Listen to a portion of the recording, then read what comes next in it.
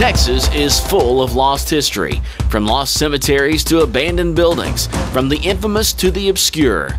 My name is Bob Malden. I travel all over the state of Texas looking for hints of Texas' colorful past. We're standing on sacred ground right here. Our lost history. This is Expedition Texas, and we're going to find it.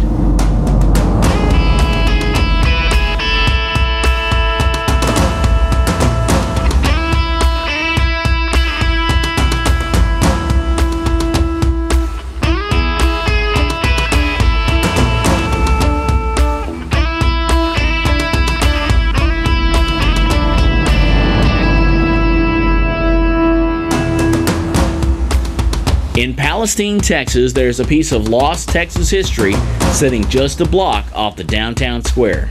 The old Anderson County Jail is a reminder of why people used to try to avoid local jails. Now the jail is owned by local businessman Jeremy Jans, and he's going to show us around.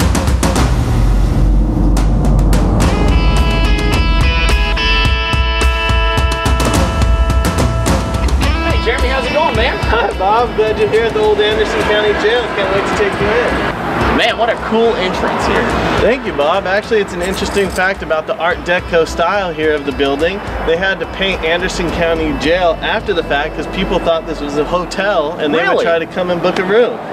Yeah, well, one of the neat features about this location is the beautiful view of the courthouse here. Yeah. And now before, head on in. Cool. The old Anderson County Jail remains almost completely intact, so you can actually get an idea of what it was like to be behind the bars in Anderson County. The actual facility that is built here now that you'll be touring today was built in circa 1931. It's done in the Art Deco style. It was actually built to accommodate the growing population here and the more modern facility in Palestine, Texas. It was actually in use until the, I believe, late 80s, and in the early 90s, the facility was abandoned, and the new county jail is where most of the inmates have been housed since then. But in the 90s, it was renovated, particularly on the first floor and second and third for a juvenile detention facility. In the late 90s, the best we know is that the juvenile detention facility was moved and it was once again abandoned and pretty much sat vacant. The county used the facility as a storage building for county records until they put it up for auction. Thanks to Jeremy's efforts and the efforts of his family all working together on this thing, the old Anderson County Jail in Palestine may soon be a tourist attraction where people will come get a glimpse of what it used to be like to be in jail in Anderson County.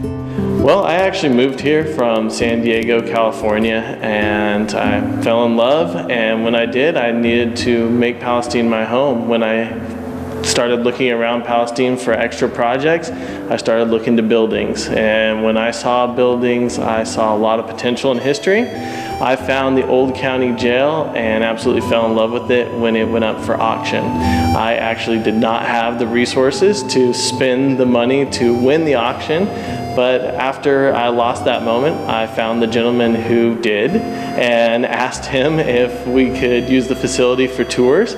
He was totally receptive, and at that point, he allowed us to continue historic walking tours. I then arranged an agreement with him, and we are now owners and purchasing the old county jail here in Palestine, Texas.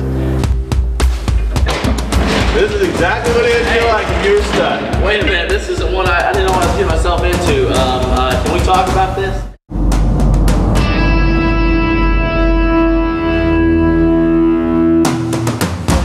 We're in Palestine, Texas, touring the old Anderson County Jail with the building's current owner, Jeremy Jans. The rusted steel and cracked paint tell the stories of outlaws and legends of Anderson County. Come on in, Bob. Awesome. Welcome to the lobby of the old Anderson County Jail. This is where they would do some of the processing. There was a time that this was used as an entrance to bring in inmates. Okay. We have the hallway here for short-term holding cells. This here was actually the door for the old junk tank, and you have the wonderful push floor toilet here. There was a floor toilet in there? There's actually a floor toilet. Absolutely. That's how you would do that, huh? Yeah, you push that button and that little hole in the ground flushes it down. I love that. I'll take you around down this hallway. We're actually going to start to enter the living quarters. Now, for most of the history of this jail, the jailer or the sheriff at that time and his family would live in the facility. Okay. This is actually the kitchen that they would use to prepare all the meals for the inmates. When they did use it to prepare meals, they had a budget of approximately $1 a day. I believe that was during the 50s and 60s that figure kind of came from. Mm-hmm. And at that time what they would do is they would process people just overnight for a short-term stay in order to get an extra $1 to prepare meals for the trustees that were here for a longer period of time. Nice. Yes. You got to find those financial loopholes. Right, and it sounded like they did. Welcome to an example of what one of the bedrooms was like in the living quarters. All right. You know, during this renovation process, a lot of people ask, how could you live in a jail? And what they didn't realize is it was designed to be a living space. Right. When we did some of the renovations, we found that these doors that seem kind of harmless standard doors were actually built to be fire retardant and bulletproof. So the door itself is no ordinary door. I'd try and pick that thing up and see what it feels like. All right. Wow. I don't even think I can get it up. God, man, that's like trying to pick up a couple of people right there. That's huge. Yeah, everything in this facility was built out of solid steel, concrete and steel throughout all the walls, and everything was reinforced to be safe and to provide extra protection. Now leaving the bedroom, you enter a tiny, tight little corridor to what is actually what most people would consider a normal bathroom. The bathroom facility was built to be actually accommodating for anyone that was living here. So you actually feel like you are in a home, and it's a little bit of it's actually a lot of a different feeling from what you're about to see. This was the bathroom for the living quarters for the jailer and the sheriff and his family. Wow. Continuing down the tight little corridor here, we enter a little bit larger hallway space, but this particularly would have been renovated during the time of the juvenile detention facility, but this is where a lot of administration work would have been done. Now we'll leave what would have been used as living quarters, which turned into an admin space for the juvenile facility. It brings us back around to the lobby. On our left, you'll actually see the elevator shaft. If you want, I can show you the shaft itself. Oh yeah. Yeah, let's dig in and check it out. And then once we get to the third floor, I'll show you what the elevator looks like. So it's stuck on the third floor, huh? It is. Oh wow. You can go pop your head in there, it's completely safe. In the elevator shaft now. And I see the bottom of the elevator up there on the third floor. We actually had an elevator inspection company come out, and they were surprised at the pristine condition of this. It does look like it's in really good shape. Now we'll head on up to the second floor.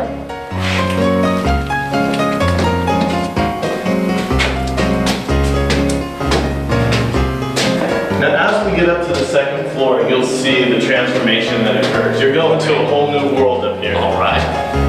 So for those unfortunate few that were on the second floor, they would actually be transported to a classic jailing facility. Go ahead and take a walk into here.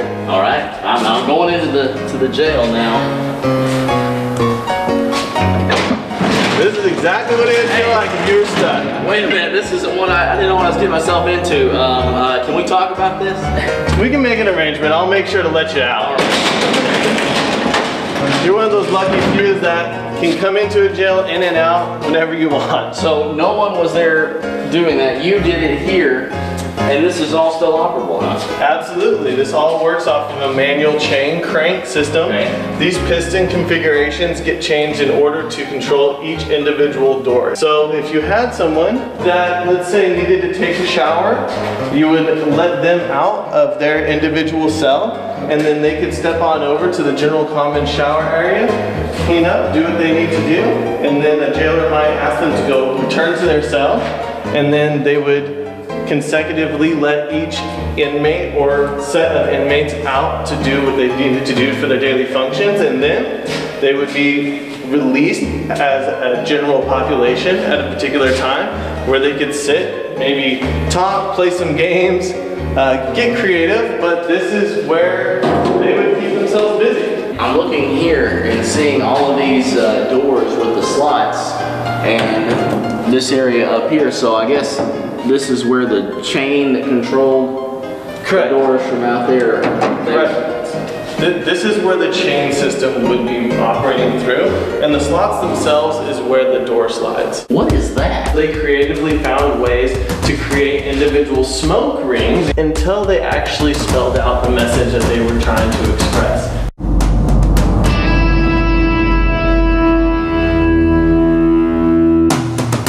We're in Palestine, Texas, touring the old Anderson County Jail with the building's current owner, Jeremy Jans. The rusted steel and cracked paint tell the stories of outlaws and legends of Anderson County. So I see a lot where folks have, etched things into the metal and into the paint, but up here, what is that? Well, these are messages that people who were held here had plenty of time, so they creatively found ways to create individual smoke rings, and you'll notice the little circles here, and they would create each individual smoke ring until they actually spelled out the message that they were trying to express. Like blowing cigarette smoke and doing it that way, or how are they? The best that we can understand is a lot of times it could be done with the toilet paper roll itself. Oh, okay. Actual cigarettes would not necessarily create that burn. Yeah, they're not quite that bad for you. Because if that's what's coming out of someone's mouth, I guess that would be pretty major. Well, I would say still use that as an example of not to smoke. Yeah.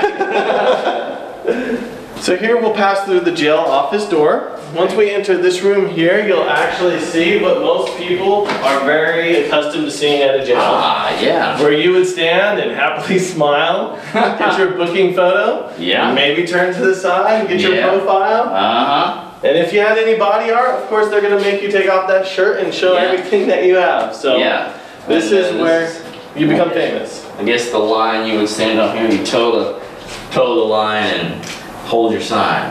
Yes, sir. Absolutely. That would be the way to go, right? Well, now that you're booked into our jail, come on in around the catwalk.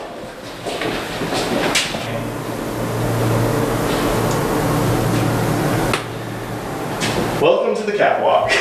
This is where a jailer would spend quite a bit of time. Before we round the corner here, you'll notice the grating on a lot of these windows. And that's because there used to be a liquor store just outside of here that stood about 2 stories high. Okay. And once you get to the 3rd floor, there was actually a time where the inmates could knock out the windows, reach out, and have paraphernalia tossed up to them. So they had the windows, then they had to weld them, then they had the bars, but they actually had to put this mesh up to finally block out the outside world. Wow. You'll notice that this cell has some additional mesh that none others do. It also might be a little bit difficult to see, but a lot of the walls in here were painted pink. And this is where Mr. Monty Delk was held. The story is that he actually hated pink, and because of the nature of how people felt and how he treated them, they painted the room pink so that it was a little more uncomfortable. And the mesh, was he violent? He was. He was known to be violent. He was known to reach out and do different things to try to attack the jailers. So this was this added precaution that they used to have all the way down. Okay. At the time of our tour with Jeremy, I didn't know who Monty Delk was. After losing his own car in a poker game, Monty Delk shot another man to death and stole the man's Chevy Camaro. He was given the death sentence and quickly earned a reputation as being the biggest troublemaker on the Texas death row. He refused to use soap or remove his clothes when showering, repeatedly threatened jailhouse employees, and his cell had to be lined with steel plates because he was constantly chipping away at the concrete blocks. But while discipline was never his strong suit, he did possess a vivid imagination. Prior to his execution, Delk claimed at various times to be a submarine commander, a district judge, a licensed physician, and the President of Kenya. These doors separate so that you could isolate each individual section of the jailing facility. We just thought that other door was heavy. Yes. This door is solid steel, designed to be bulletproof. Can't really break it down.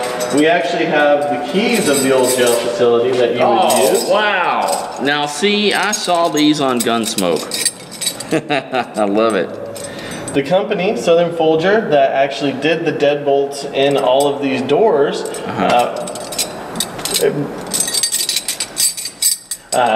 likes to publicize that they were the company that redid the locks in Alcatraz. Really? Yes, and so these keys are actually antique, and it's not very easy to get duplicates. And the locks, when I called the company, are something that you can't really get very commonly. Really? Yeah. That's great. That is so cool to have. So when you bought the place, did they say, here's the keys, and hand you that big honking stack of keys there? They absolutely did. So I like to jokingly say I have the biggest keys in town. Right, you do have the biggest keys in town. But yeah, the company Southern Steel is now Southern Folger. Really? Yes. And still in business. And still in business. I guess they don't make keys that big anymore, though. No, you would have to get blanks. And if you could find the blank, they could possibly carve the key for you. So I have been searching, because if this breaks, you know, I don't want to be messing around and have someone locked in. Right, but it would take a lot to break those, I guess. It would. June 20th, 1987, the Cooking Corner. Let's talk about how to make Middle Eastern hamburgers. Nah, that's a different show.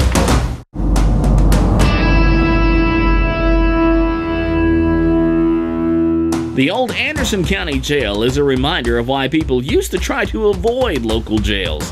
Now the jail is owned by local businessman Jeremy Jans.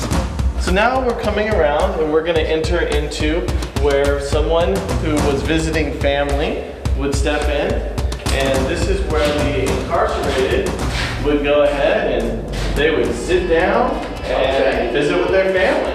And so no little phones here, so you're talking to them through this grate. And here's where we have to talk, and I can say, hey, are you feeding the dogs and putting the cat out at night and all that good stuff? I tell you what, it's a little weird being in here with you guys out there, okay? I just gotta tell you, that's kind of a new thing for me. So each key has a letter or a number consecutively designated for the door that it operates. Come on out. Now we'll work our way on up to the 3rd floor. Now this is truly where the unluckiest of the unlucky find themselves. Now, in each general population trustee long-term holding area, there seems to be one cell that has absolutely no windows. This would not be the place to be.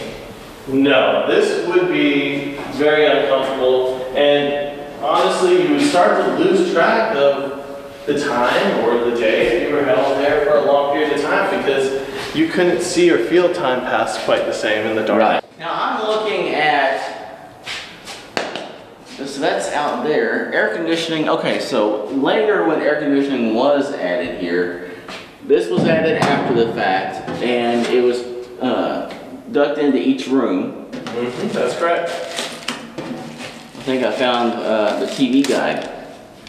Oh yeah, you'll see some interesting little artifacts on what was on that. That was to, this was June 20th, 1987, and case in point, there's Mr. Wizard on Nickelodeon. Wow. June 20th, 1987, the Cooking Corner. Let's talk about how to make Middle Eastern hamburgers. Nah, that's a different show. We'll get that next time. All right, well, we can work our way down and out. Well, Jeremy, thank you so much for showing us around here. It's cool to see, you know, pretty much a jail that is frozen in time with all the things that were here from the 1930s and used throughout the years. I really appreciate the time that you're taking to show us around, and not only that, but the time you and your family are taking to restore this place. Absolutely, I appreciate that, Bob. You know, this is really a work of passion. We care about the history that's here, We want to preserve it. We want to open this place up for different events with people. And like I said, we're trying to turn the first floor, just a little portion of it, into a home. And That would be so cool. I think so. I think it'll be pretty special. And I really want to invite any of your viewers to share any information or history they have, either about this facility or jailing in particular. And if they heard me say something that they'd like to correct, they're welcome to, because it's a learning experience for us too. Well, we have the contact form at expeditiontexas.tv. You can go there, you can submit information if you have information about the history of this jail. I mean, I'm sure there's folks who've had either family or friends or somebody at some point down through the years who might have been incarcerated here, or knew somebody that was, that could, you know, share some stories that would make it all that more interesting for you to be doing what you're doing here. That's awesome. Well, thank you. Thanks, Jeremy. All right, have a safe trip. Thank you. With Jeremy's hard work, soon the Anderson County Jail in Palestine may be a building you don't have to watch Expedition Texas to see. But in the meantime, abandoned buildings, lost cemeteries, lost history in general, if it's out there, we're gonna find it.